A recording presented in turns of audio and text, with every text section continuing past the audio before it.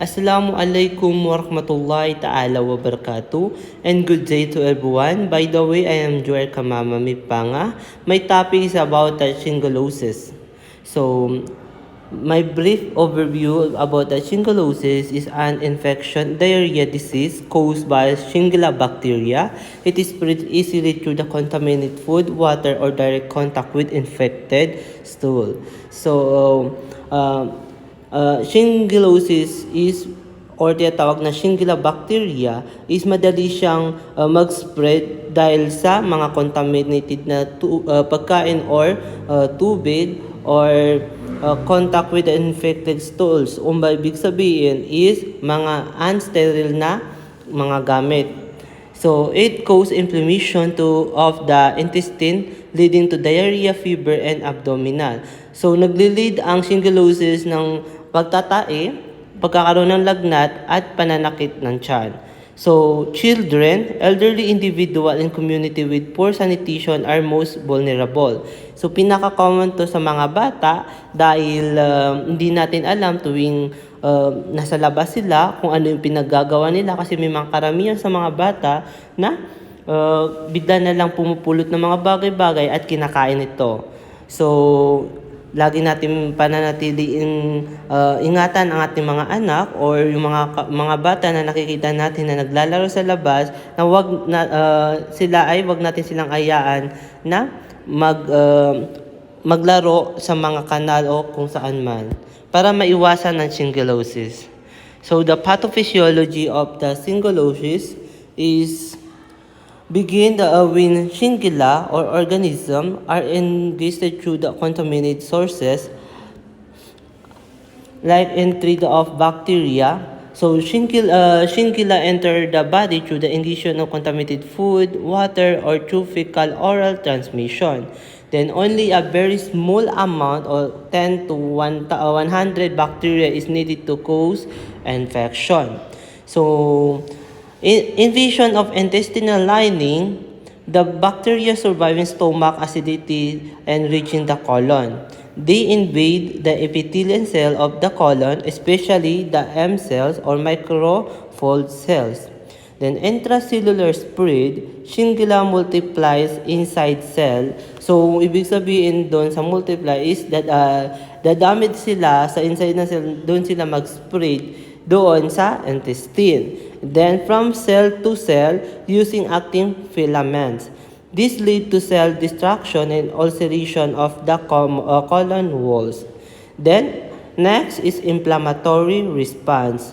So the body release cytokines due to tissue damage. Then this causes intestine inflammation leading to watery diarrhea. So, Shigella toxin in the dysentery, some strains produce Shigella toxin when further damage cells and can affect the kidney, increasing the risk for hemolytic uremic syndrome or tinatawag na HUC. Resulting clinical manifestation, the inflammation and ulceration cause blood diarrhea, abdominal cramps, fever, and mucosa in stools. So, what is the cause and risk factor? So, cause infection with Shigella species in a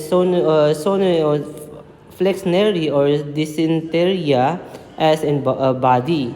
Then, risk factor is poor sanitation and hygiene, contaminated food and water, crowded living condition, and direct contact with infected stool, common in daycare centers.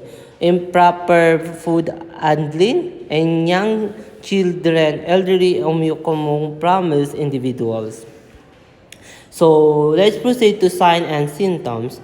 So the sign and symptom is first is diarrhea, maybe watery, then bloody or mucus. Ibig sabihin, may possible ang pagtatae ng isang bata or sino man nagkaroon ng shigellosis is pwedeng ito ay matubig or may along dugo. Then, magkakaroon ng lagnat, fever, abdominal cramps, pananakit sa tiyan, tenesmus, frequent to defecate, fatigue and weakness, pagiging mahina, vomiting, pagsusuka sometimes, then dehydration. Kaya kasama ang dehydration dito sa signs and symptoms because of nagda-diarrhea, nagfi-fever, and nagkakaroon ng vomiting sometimes. So, madidehydrate talaga yung pasyente kapag meron siyang shingellosis. Then, onset is usually 1 to 3 days after exposure. So, next is diagnosis.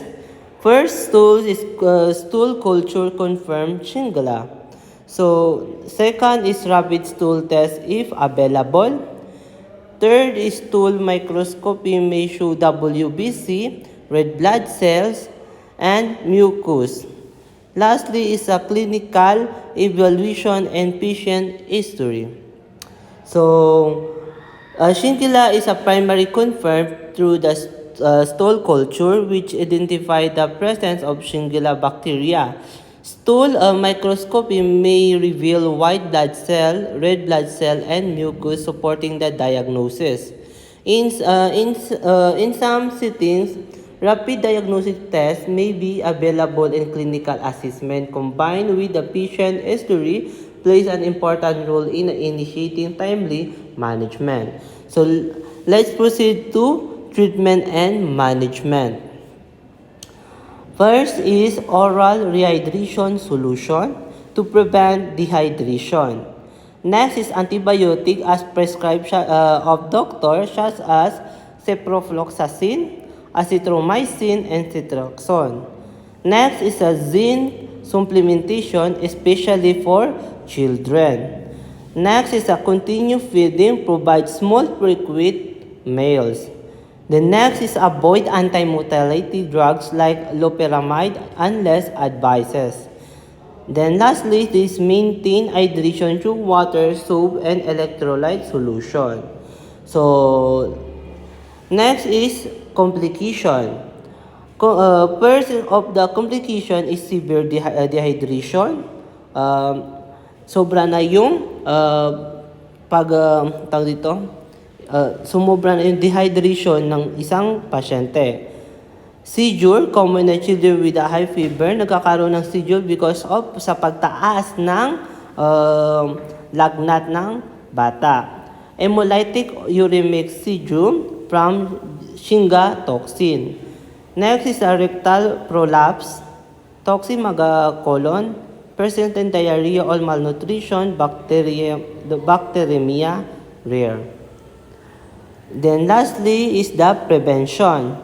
So frequent hand washing with soap and water. So kailangan natin hand washing with soap. Gagamit tayo ng sabon at water. So kailangan natin yan ituro din sa mga bata para maiwasan nila yung gantong sakit. Safe drinking water or boiled or filtered. Proper food handling and cooking.